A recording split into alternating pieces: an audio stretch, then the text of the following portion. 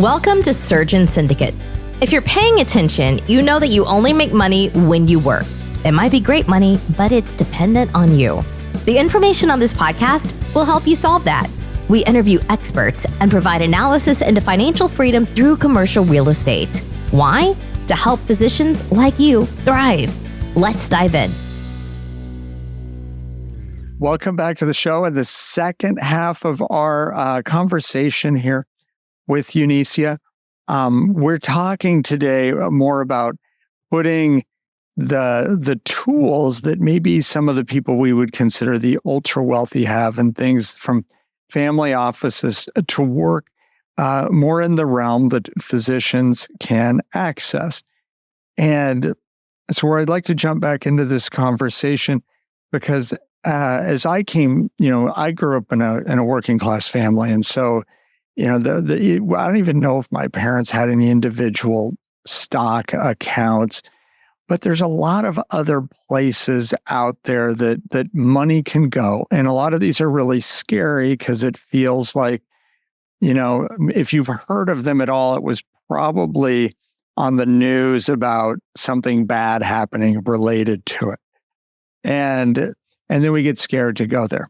So let's talk about some of these alternate asset classes and places where we can make our money work for us. So I'll let you jump back in there. Mike, it's such a pleasure to be back here with you and our listeners. And I love that question about asset classes.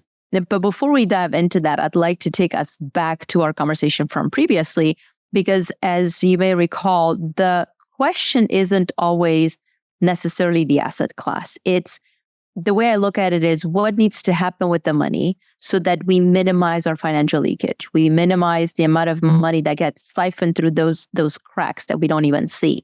And it takes us right back to the discussion of taxes. It takes us right back to the discussion of where, how, why is our money invested. And then it also takes us into the discussion about the exit strategies. What do we need to be thinking about when we're thinking about exiting the work scene, whether it be as a business owner or it be as a physician or someone that works for another company. And so when it comes with that in mind, if we then go to asset classes from there, the question becomes, what do we want the money to do for us? So when we're thinking, we talked a lot about 401ks and the traditional investment accounts, the mutual funds, the stocks, bonds, etc. A lot of individuals, that's all they know. They know that there's the market, but what they don't know is that still within financial services, we're not out of financial services, we're within the financial services industry, there are non-traditional financial vehicles that, guess what? Where the cost can be minimized, where the risk can be minimized and or reduced altogether, and where we can actually get a lot of huge advantages from a tax perspective as well. And we haven't even left financial services. But unfortunately, some of those discussions are never actually had in conversations because individuals generally will represent the type of financial vehicles that they sell themselves. So now we're still within the financial realm, but we're missing out on opportunities because we don't understand what our options are. Then we get outside of financial services altogether. And now we're getting into the realm of one of the most basic asset classes, if I should call it that, but it's also one of the more complex ones, is real estate. And oftentimes, we're being shown away from real estate, again, by the financial services industry under the premise that, hey, it's great, but there's the big list of buts. Here are all the reasons why you shouldn't do real estate. Well, guess what? Maybe real estate is in somebody's genes. Maybe they want to do that. But there are other types of investments that are going far beyond real estate that individuals don't even really know exist because it's not something that was ever part of a discussion and it's not going to come up as part of traditional conversations. So then the question is, how do we go about selecting those quote unquote asset classes that we don't even know exist? That's where the power of discovering what is it that resonates with us, what is it that we want this money to do for us, and frankly, for our legacy, for our children, for our heirs, or wherever we're going to leave the money when we leave this world. Those questions come into play because then once we have those answers, we can say, okay, here are the different things that we have options to look into, and then pairing them up with what it is that we want to, but that we resonate with, but that we also want to do in terms of investment. So that was a long-winded answer, simply because it's not as simple as here are all of the different classes. There are a lot of classes and there are a lot of pros and cons to consider. And so and that's where it varies really on what you're trying to do. It may or may not be good, maybe good for person A, but not so good for person B. Yes. And there are additional considerations where, again, it goes back into, we talked about this before, about the area of expertise, right? And I'll give you a perfect example. We're working with some clients. One of them is a business owner and the other one is an executive in a organization that he's one of the partners that stood it up. And they've started working on the real estate side with someone that told them, hey, we're going to invest in brand new construction. We started working together with this family, and they just kept bringing on the questions about this particular real estate portfolio. And so we started looking at it, and there were a lot of unknowns. When we took a dive in there, Mike, there were a lot of big, huge ahas on the client side that were not exactly pleasant. One of the big ahas was the client was going to pay anywhere between 5 to 10% more in the interest rate on their loan, simply because they were not viewed by the builder as having had prior building experience. But they did have the intermediary that was supposed to take care of that. And when we addressed the question, the intermediary said, well, that's exactly what we're trying to do. And the response from the client, who was very upset, was, well, we were supposed to close on this loan in February. It's now August, beginning of August, and the loan is still not closed. And you're telling us that just now we're trying to do this? Furthermore, same as if that wasn't enough, right? The client asked a question of, if we need to get out of this investment, what will it take? And the response was, well, we can get you back your deposit from the builder, but because we purchased the lots at a pretty steep premium because they were build ready and with all the approvals, if we were to sell them, we're probably going to incur a loss. And in my mind, because I know real estate very well, I couldn't help myself, but I asked the question, well, these lots were purchased last year. Yes, the market's been a little dicey, but they're in a very prime location. And most lots, unless you paid crazy premiums, you should be able to get at least the amount of money that you invested in them. Why were they at such a high premium? Well, and we started getting all the list of here are the reasons why. And I'm like, no, that should have never happened. And so those are just a couple of the big ahas in an asset class, and it should have been fairly straightforward. But because the client didn't have the right team on their side, now they're looking at, will we have to deal with the potential loss on buildable lots that should be now selling at a premium and were purchased last year? And that's just having somebody help you ask the questions. And that's if we would have worked together at the onset, those would have been phenomenal investments. Maybe with that builder, maybe with another builder. But the reality is, because those questions were not clear from the onset, the client is most likely, even if they go through and everything closes the way that it should, and they end up building these properties, the likelihood that they're going to leave an additional 10, 15, 20% on the table is high. And when we're talking about hundreds of thousands of dollars in multiple properties, that adds up, and it adds up quickly. Oh, yeah. That's a big leak. That's a big leak. And that's just one example, right, of one asset class that it should be exciting. We're looking at new build. We're looking at, it wasn't part of syndicates. The client would frankly have been much better off. But we didn't even have an opportunity to talk about syndicates or to talk about different asset classes even within real estate, because somebody came to bear and said, here's a bright, shiny object. Let me tell you why it's so critical that you buy into it. And the client, not knowing what their options were, they bought into it. And now we're working with figuring out how we're going to undo a mistake that could potentially cost them hundreds of thousands of dollars. I think that when there's a time pressure put on, that always makes me nervous. And I know there are real time pressures sometimes, but a lot of people are like, oh, if you want to do this, you need to do it right now. And even with syndications that are filling up, because a lot of time you're going to raise $1 million, and if they've already raised 900,000, there's not a lot of room left. So there may be some time pressure there, but if it's with a good operator, there'll be another deal. There's the deals never end. And so I think if somebody's pushing, and it's one thing to say, oh, if you want to do this deal, we need to do it right now because it's going to fill.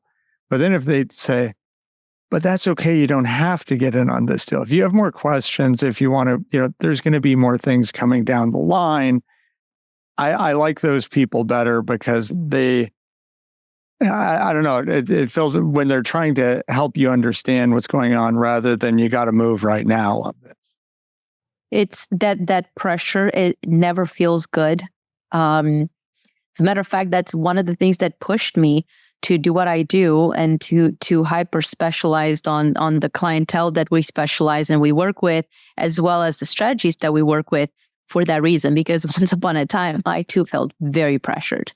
And I looked at my husband and I said, please get these people off my back because all they can do, it's like I can feel the sales breath from a mile away.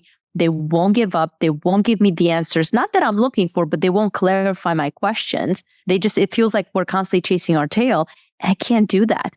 But unfortunately, a lot of individuals, especially those that are nowhere near the financial world, are going to have a hard time putting up with that because it takes too much time. It takes too much effort. And at one point in time, you just go, yeah, I hear you. I'm just going to do it because, to your point, they feel pressured, the timing component. And so what we tell our clients, especially when we're dealing with tax strategies, those are the most time sensitive because sometimes the cutoff is the end of the year, right? So it's one of those things where it has to get done. It's even then, what I tell my clients is we have to evaluate them. We have to put opportunities side by side to figure out which makes sense to go first. Or maybe if they need to go in tandem, how are we going to address them? Are we putting ourselves at risk simply because we're pushing a deadline? So if that's the case, do we need to look at something else that needs to happen? Because there's nothing worse than implementing something that will be regretted simply because it was due to a timeline constraint. So timelines are something where when people feel pressured, I couldn't agree with you more. There's always something wrong inherently there.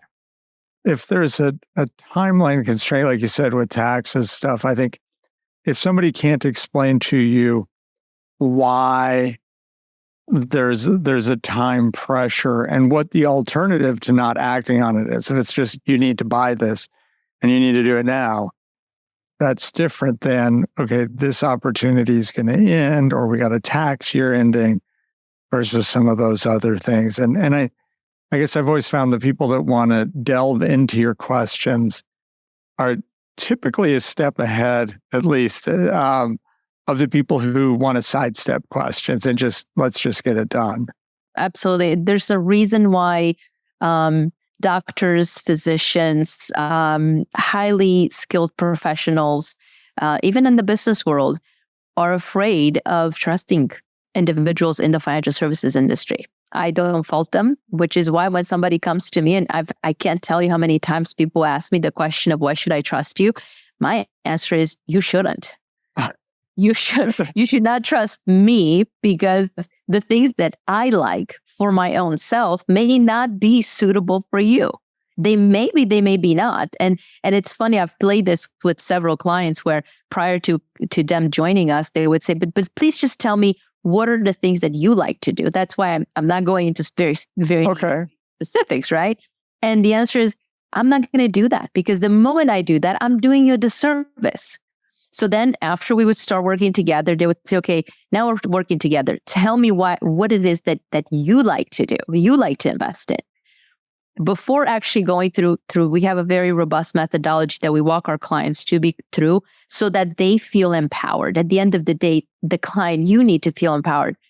I already know what I know, right? And so I kind of role played it. And with one of the clients, I said, okay, fair. You guys keep pushing. We're not progressing because you keep pushing. You just want to know what I do. So let me just play this out. So I explained to them the benefits of one of the products that I really, really enjoy, that we have for ourselves and friends and family members and all of that, all the benefits, all the reasons why it's so cool. And I said, okay, so why don't we go ahead and get this started?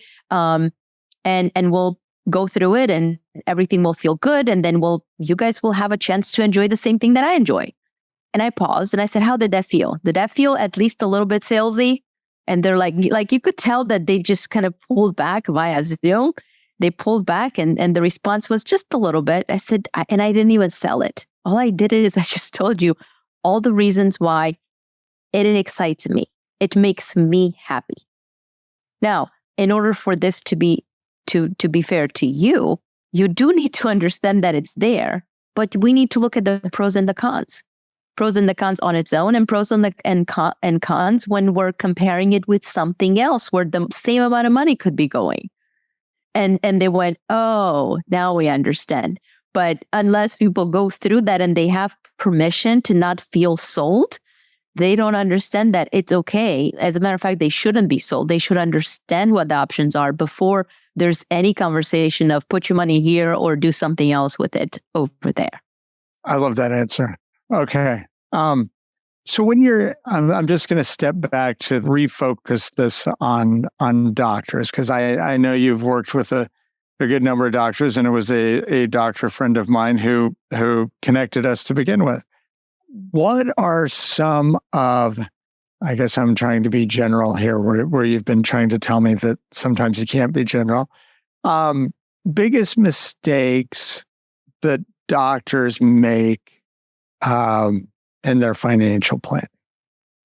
A lot of them are focused in in the fears that we talked about previously. It's the fear of who do I trust? And I don't blame them because you pointed it out. The moment you graduate med school, you haven't even gone through residency, you're already being bombarded with phone calls and people knocking on your door. Outside of the fear of who to trust is this fear of, will I look foolish if I ask questions that maybe are considered to be in the don't ask them questions, or maybe they'll make me look like I don't know what I'm talking about, or frankly, they'll make me look stupid. And it kind of goes back to our conversation from previously. It really depends on who you're talking to. But if as an expert in your own field, anybody makes you feel like you don't know what you're talking about, or that your question has somehow missed the mark, those are not the people that you want to be around. You want to be surrounded with people where you're in a safe environment to ask. My philosophy is that no question is a stupid question, unless it goes unasked. Because if it goes unasked, it festers and it doesn't allow us to get to the next level. So those would be a couple of the big ones.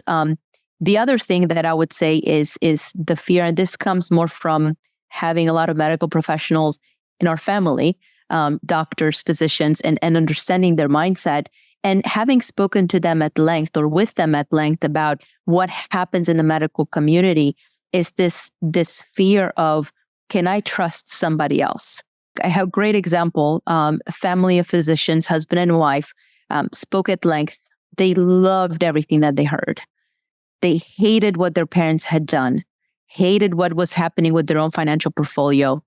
And to this day, I still can't explain the answer. They came back and they said, we need to go talk to mom and dad. I said, okay, that's awesome. That's a first. And I've never heard it before since then, but it was very interesting, right? And we need to talk to mom and dad. And I said, absolutely. Talk to mom and dad. Let's get back together and address questions that you have. But a question I had for them was, are you happy? Because I already knew that they weren't happy with what their parents had done.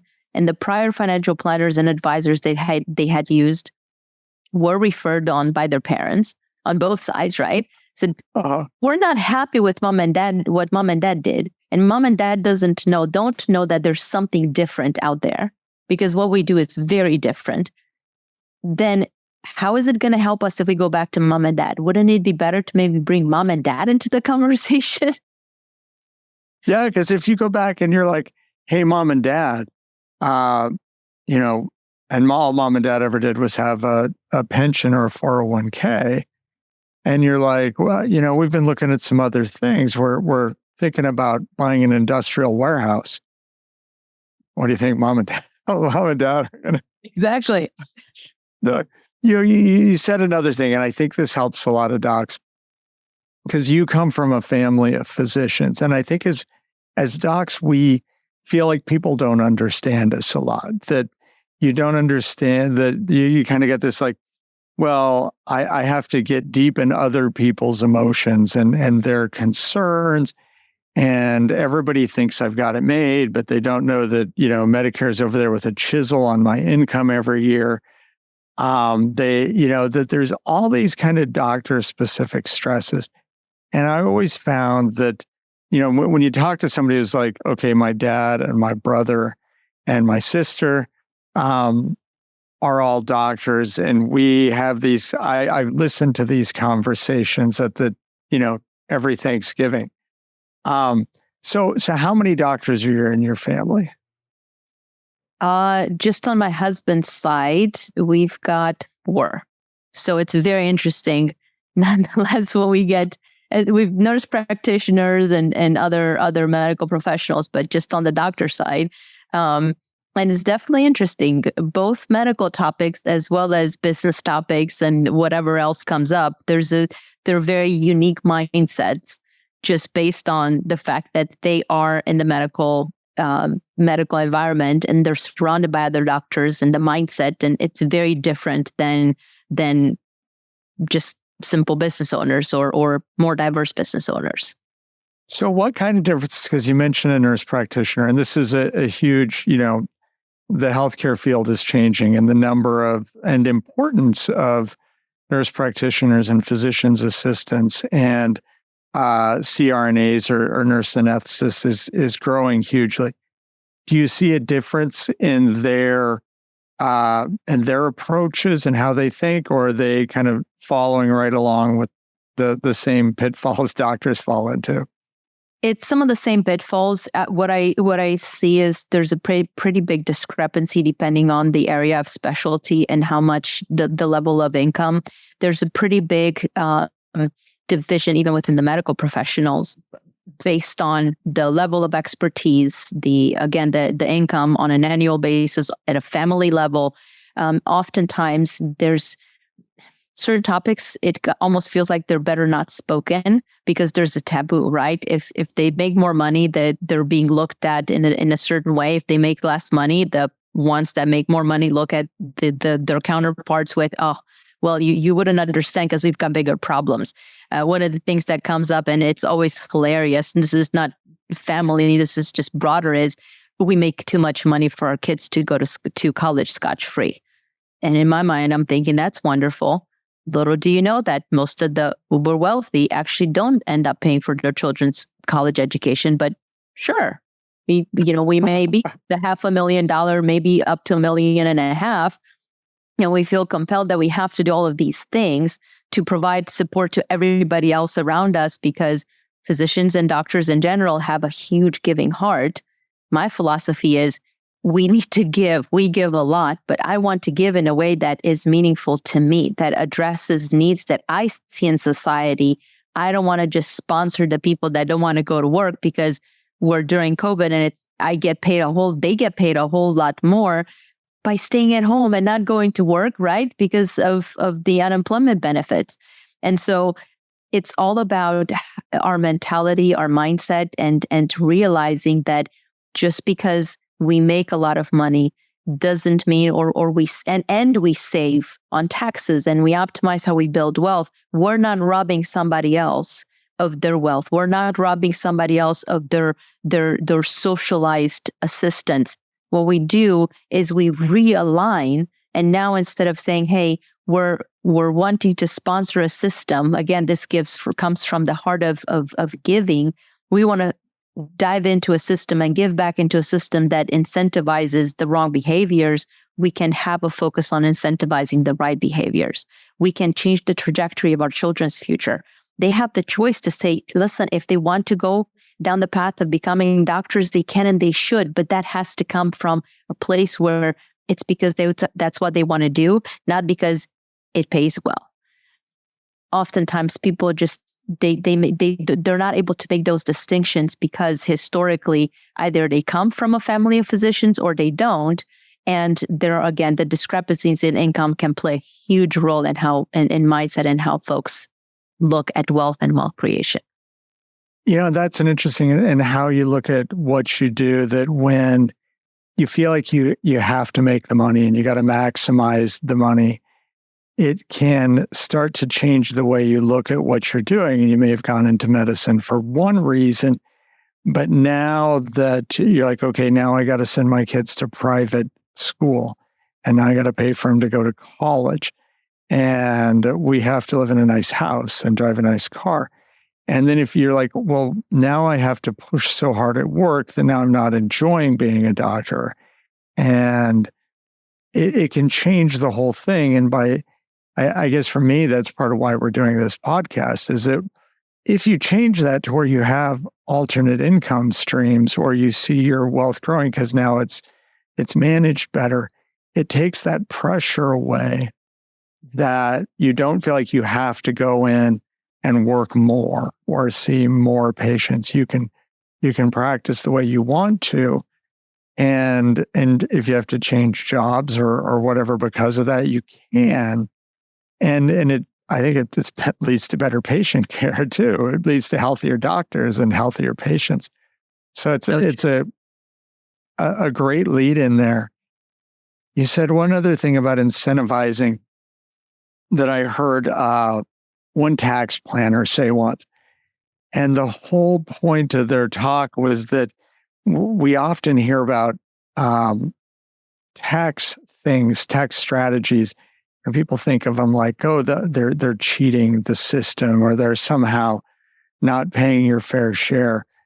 And their take was, the tax system is set up to incentivize certain behaviors. And as much as any tool the government has to incentivize people to do certain things, they use the tax code. And that's part of the reason why there's such, great tax benefits to investing in real estate, is the government wants people to be out there providing housing and providing places for businesses to work. Because if there's no place for a business, then there's not jobs. If there's no place to live, then you don't have a good society. And so a lot of these things, they're not cheats. They're not, loopholes. They were the government has been very intentional about putting them there to get people to do these things. They're asking you, please do this, and we'll pay you to do it. So true. And the reality is that whether it's real estate or it's different types of ways of minimizing the tax exposure, number one, we have to call it what it is. It's not tax avoidance. We're not people that avoid to pay taxes in ways that are illegal. We're not going to go there. They can judge for themselves what future would hold. But the tax code was written for individuals that want to take advantage of it, that are willing to do the extra work. The extra work doesn't just sit on a piece of paper somewhere. Here's the simple recipe. It's a lot more complex than that, which is why a lot of individuals, even on the tax side, don't go into the nitty-gritty of the complexities of minimizing the tax exposure, because frankly, most people and many people do not want to even go down that path. It's easier to just do what you're going to do. I'll never forget one of our clients, when we first started working together, she said, Eunicia, I need help, because every time I ask my CPA to tell me what she would propose we do to minimize their tax exposure, she tells me that it's much better for me to just pay my 50% and keep 50% versus keeping more and having this cloud over my head about the possibility of dealing with an audit. It's like, well, if you're doing things legitimately by the book and by IRS code, why should you have a cloud over your head? What is your CPA actually doing? So the reality is that it's hard to trust. It's hard to know who to trust. But a bigger thing is this idea of the mindset. We have to have, as individuals, we have to work on our own mindset to say, you know what? We realize that we want more. We realize that what we have or how things go leaves us with a lot of questions. Let's get those addressed, because the moment we get them addressed, we can have conversations at the next level. Now we can talk about, okay, what more can we do in ways that are truly strategic and that they can take us to that function of what a family office would be able to provide, because our mindset is open. But without our mindset being open, the best strategies can be run in front of us, being presented to us in the form of gold, and we're not going to recognize them because it sounds too good to be true. That is awesome. Well, thank you so much for being on the show. This has been valuable for me, and I think will be of incredible value to the audience. In the show notes, we should have contact information. Anything, what is the best way to get a hold of you? The best way is for folks to either send us an email, which they can find all that information on our website at excelstra.com. So that's www.excelstra.com. Shoot us a note, subscribe to our newsletter. And my only ask is please let us know that you heard about us here on this show with Mike, and it would be our pleasure to address any questions that you have regarding your own wealth empowerment, wealth creation strategy. All right. Thank you so much. Thank you so much, Mike, for having me. This has been an episode of Surgeon Syndicate. If you got value from this episode, you know other surgeons are hungry to become job optional, and you can help them by sharing this content today. Schedule a call and we can make a plan. Looking forward to having you with me on the next episode.